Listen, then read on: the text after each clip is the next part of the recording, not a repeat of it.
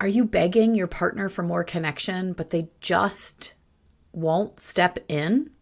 Have you gone to couples therapy and you've read the books and maybe you have the training even, but maybe you're working with couples yourself and you come home and you're like, your partner is not freaking showing up. I understand what this experience is like.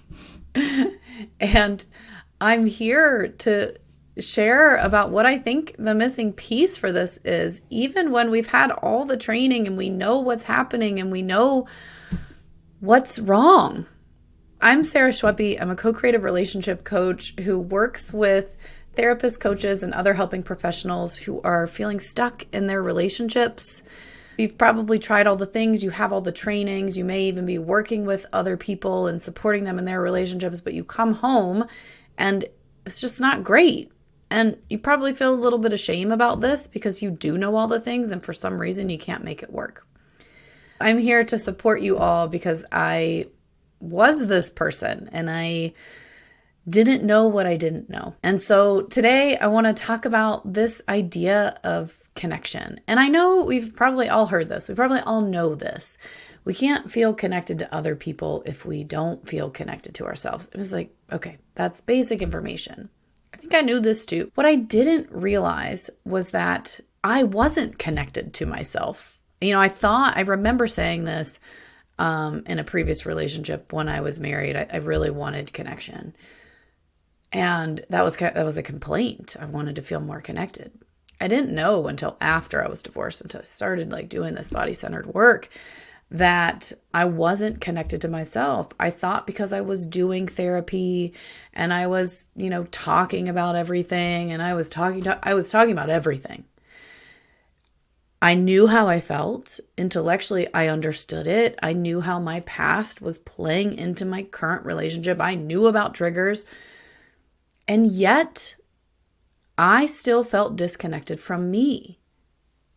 What I didn't realize was that just because I knew what I was feeling didn't mean that I was actually connected to my body. And so this is where I really got tripped up. It was because I was just kind of from my neck up in this talking mode. I always wanted to talk things through and we needed to talk about it. I had all these ideas about communication and what it meant to be in a healthy relationship. What I wish somebody, like a little birdie, would have come in and be like, how's your body? What do you notice in your body? Because at the time, my body was not happy. I mean, I had a hip injury from running too much because, that's how I was dealing with my feelings. I had a neck injury eventually that I got while I was strength training and recovery from the hip injury. I don't think at the time, I think I could be mad at my partner at the time, at him, blame him, but I don't think I knew how to actually move anger energy through my body. I mean, I remember my jaw was so tight.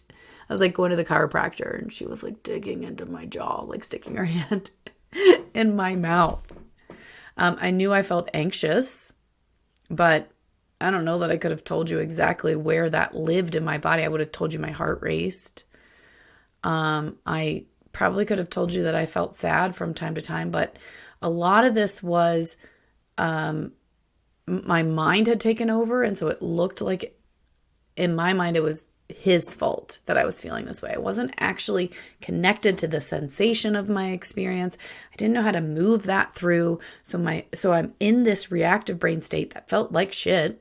Like I was just in stress chemicals all the time, but nobody would have known this other than my close family. Even they didn't know for a long time, my partner at the time, because I was so embarrassed that I'd done all this work and I'm constantly reading things about inner work and spirituality and all this 12-step work.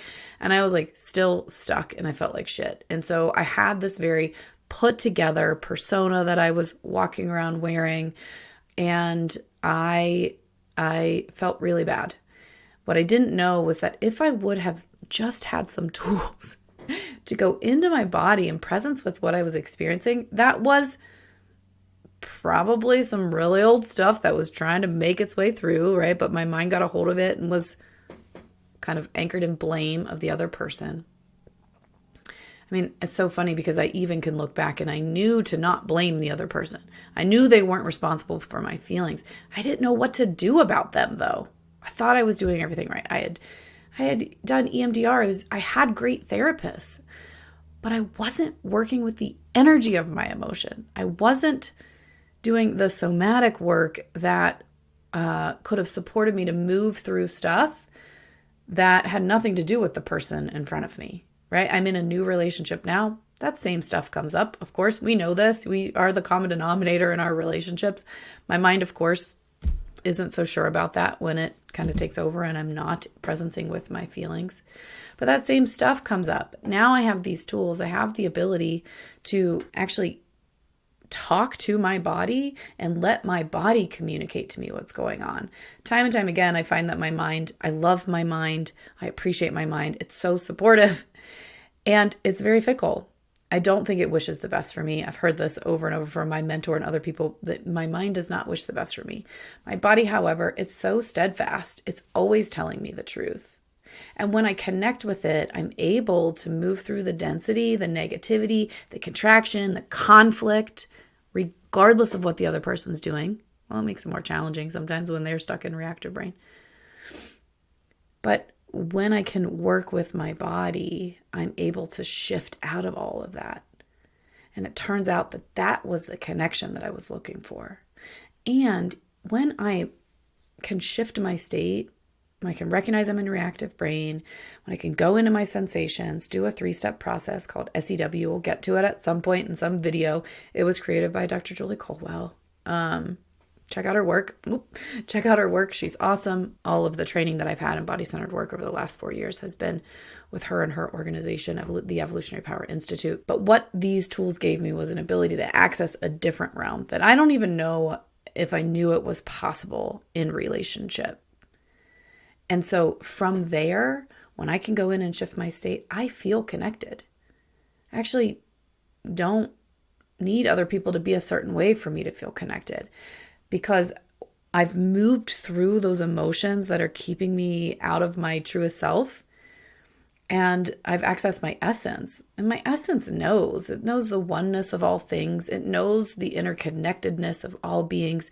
It knows that all is well. It can see other people. I see other people differently. I can see them in their essence. Like, you're no longer trying to hurt me or do this thing to me when I'm able to be in my essence versus my reactive brain. And so I think for today, that's what I wanted to share is if you're stuck in this loop of wanting to connect with your partner and it looks like them and it looks like they're not available and it looks like, you've done all the things and you don't have a part and they just need to step it up, maybe. And I wonder what's happening in your body. I wonder what's going on. How is your stomach? What sensations do you notice there? How about your chest? What about your shoulders, your head, and your neck? Just choosing to come into your sensations, coming into your body. This is instant connection. This is instant ability to shift what we're experiencing, to move through that contracted, tough stuff so that we can return to our essence, to see the truth of our situation, the truth of our experience, and to anchor in a more positive, energetic state. So I'd love to hear what you think about this. What questions do you have? What do you want to know? How can I best support you in this community? I hope you all have a wonderful day.